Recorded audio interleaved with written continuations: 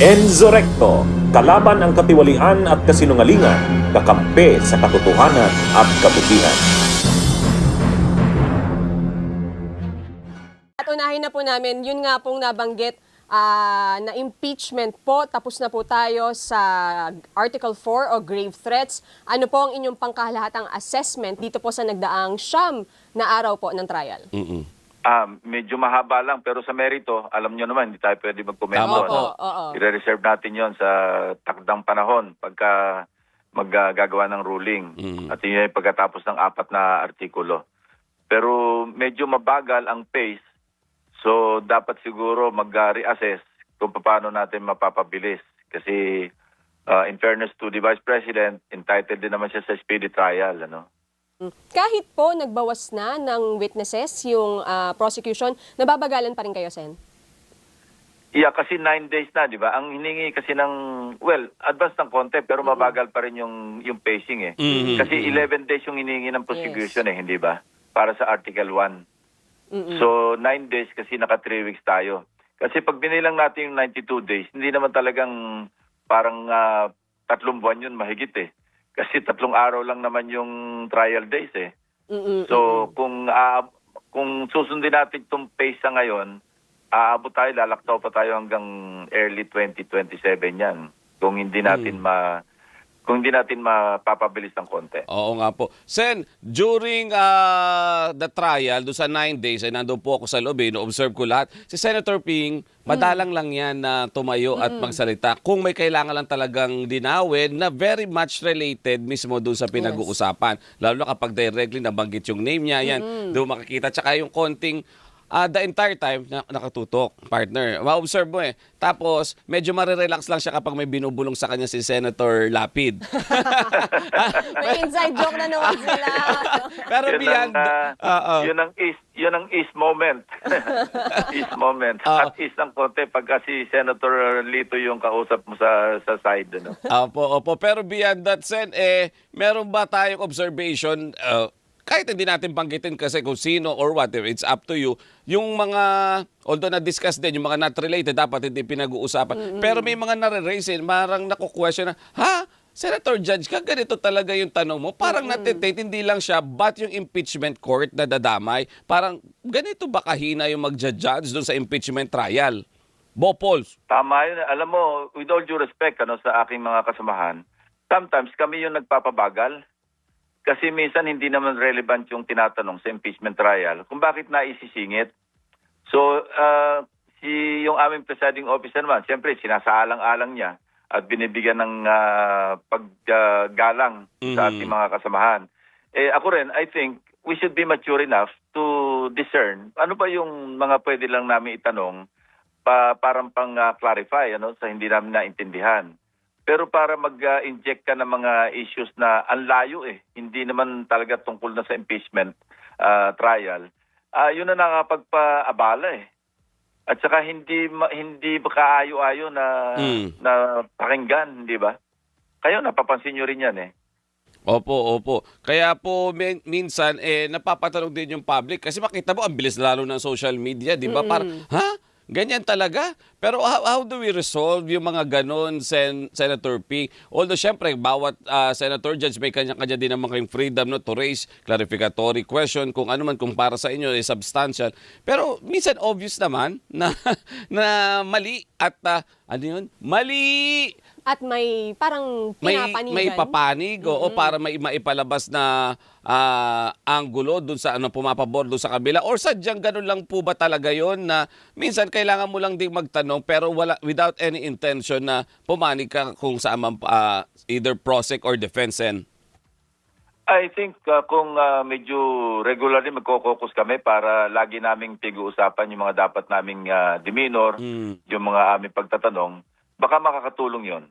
Kasi constant reminder. Minsan kasi, alam mo, nadadalang na rin kami ng bugso ng damdamin, either way, either papunta sa depensa o sa prosecution. Minsan nakakalimot na nadadala nga. Pero siguro, pagka paminsan-minsan magko-caucus kami, all senators caucus, tatawagin ng Senate President at saka ng presiding officer, just to remind ourselves na itong mga bagay na ito hindi natin dapat pag-uusapan. Ayan, opo. Oo. And then, syempre, magre-ready na tayo by July 29, Wednesday. Next article sila, Article 1, plus sa bayan ng session, plus sa bayan ng committee hearings, Senping. Kaya pa ba? Kaya ba? Oo. May salita pa bang tulog sa mga senador pagdating next week? Iyan ang hindi ko rin ma-imagine kasi pag sumabay pa yung budget deliberation, yung mga committee hearing sa budget, talagang punong-puno. Pero nilaan na lang namin yon yung Huwebes at saka Biyernes sa mga committee hearings. Hindi lamang budget, kundi pati yung mga ibang pending na mga bills at saka mga resolution. So, hindi pa namin na-figure out kung paano namin i-manage yung time, yung schedule. Pero I think makaka-adjust kami. Ang isa pa, yung logistical requirements kasi hindi kami kakasya talaga sa mga committee room. Opo, opo. Kaya nag-iisip ngayon na magrenta doon sa PICC. So, I think arrangements are already being made. Kaya lang, medyo mahal yata yung renta doon sa PICC. Kaya siguro nakapagsalita si Senate President Twin na baka hindi namin kayang tustusan yung hinihiling ng Office of the Vice President na sagutin namin pati yung caterer nila. Opo. Alam mo, walang problema doon kasi nung chinek ko yung, kasi ako yung chairman ng Committee on Accounts, chinek ko yung meron kami nakalatag talaga, nakalaan nung 2025 pa, Opo, na opo. 27.5 million, na ang nagagastos so far, 4.7. So meron pa siyang available na 22.6 million. Kasi siyempre yung 4.7, bahagi yan yung mga binambili ng robes, Opo, tapos opo. yung wifi, yung pagbigay siguro ng mga kape-kape o pang merienda doon sa both prosecution, defense, pati yung support staff at saka yung mga witnesses habang nasa holding room. Kasama na rin yung mga secretariat at lahat-lahat. So, hindi rin namin matansya kung saan naabot pa yung remaining na balance na 22 plus million. So yung hiling kasi noong sa letter, nung nakita ko, nagulat din ako eh. Okay lang yon na humingi sila ng halimbawang exclusive na i-serve doon sa holding room ng defense team, pati yung kanilang support staff, yung pagkain. Okay din yon na sagutin ng Senado. Pero nung nakita ko yung third paragraph, yung item number 3, na caterer ng OVP, Choice nila. ang gagamitin, kung halimbawa napakamahal pala noon, hindi ko naman pinapangunahan, pero una-una, naipapaliwanag kami sa COA niyan at saka yung may posibleng paglabag sa Government Procurement Act. Kasi yung caterer namin, nag-undergo ng bidding yan eh. Yung bidding naman ng OBP caterer, ibukod yun eh. Hindi namin saklaw yun. So Opo, para tama. bayaran namin yung caterer ng ibang ahensya, medyo irregular yon. So, ibig sabihin, Sen, kung halimbawa, i-modify nila yung kanilang request, please, pakisagot ang pagkain ng defense team. Kayo na po bahala kung sino ang piliin yung caterer. Pwede yon. Hindi, may caterer na talaga kami Kaya, ngayon existing. opo. I mean, kung Kasi dumaan sa bidding yan. Pero hindi naman pwede yung kakain sila sa restaurant, sasagutin namin. Opo. Habang, alam mo, basta related sa impeachment trial, naandun sila sa loob ng Senate. Libre kape Opo. naman yun. O kung may stocks, edi padala namin sila ng merienda kung ano yung kinakain namin at kinakain ng prosecution, kinakain ng mga staff, yun na rin ang pagkain nila. Hindi pwedeng sila yung mamimili. At Pare-pareho. saka basta related sa impeachment trial, nandun sila sa premises ng Senado, hindi naman sila pagkakaitan ng tubig, ng kape, ng konting stocks, kung anong meron. Oo. Hindi pwedeng sila mamimili. Sen, parang ano lang to, pag committee hearings, di ba makita mo committee hearings, lalo kung mahaba, Oo. may pakain, di ba? May pa-lunch, may inumin din na sineserve. Parang gano'n din yung sinasabi ni Correct. Senping. Oo, pero galing sa caterer Exactly. ng Senado. Galing sa caterer mismo ng Senado. Hindi pwedeng mamili ng pagkain nila at hindi pwedeng mamili kung saan caterer manggagaling yung food Oo. nila. Paano kung Michelin na 5-star Michelin pala yung caterer? Ubos. Di na, baka mahal nun.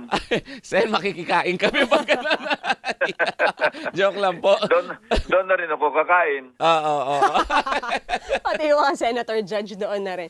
Okay. Pero Sen, ang curious din ang taong bayan, magkano nga bang nagagastos per day ngayon ng trial? Wala. Kuya, average natin, kasi nagsimula pa yung gastos na yan, 2025 pa, na hindi naman natuloy yung impeachment trial. Opo. So, naka-purchase ng mga robes, tiga-tigalawa kaming robes para meron kaming, habang dinadry clean yung isa, meron pa rin kaming gamit.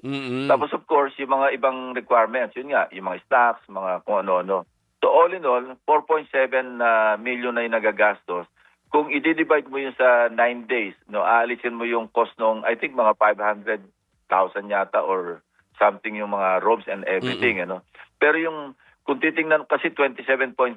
So kung yung 4.7, alisin mo yung 500 halimbawa 4 million na lang, i-divide mo sa 90 o sa 9 days, trial days, yun ang average namin per day sa ngayon. Kung susundan yung ganung gastusin. So more or less ganon. So mapoproject yun kung kakasya ba yung naiwan ng 22.6 million. Kung hindi, kasi mag-deliberate naman kami sa budget at kung ma-anticipate na aabot pa kami ng 2027, pwede naman sigurong maglagak ng pondo para sa impeachment trial. Opo. Bunyog, halikan na kasama ka. Bunyog, kapag buklod ay may pag-asa. Luzon, Visayas, Mindanao, isa ang pananaw. Sa bagong Pilipinas ang bunyog isisigaw.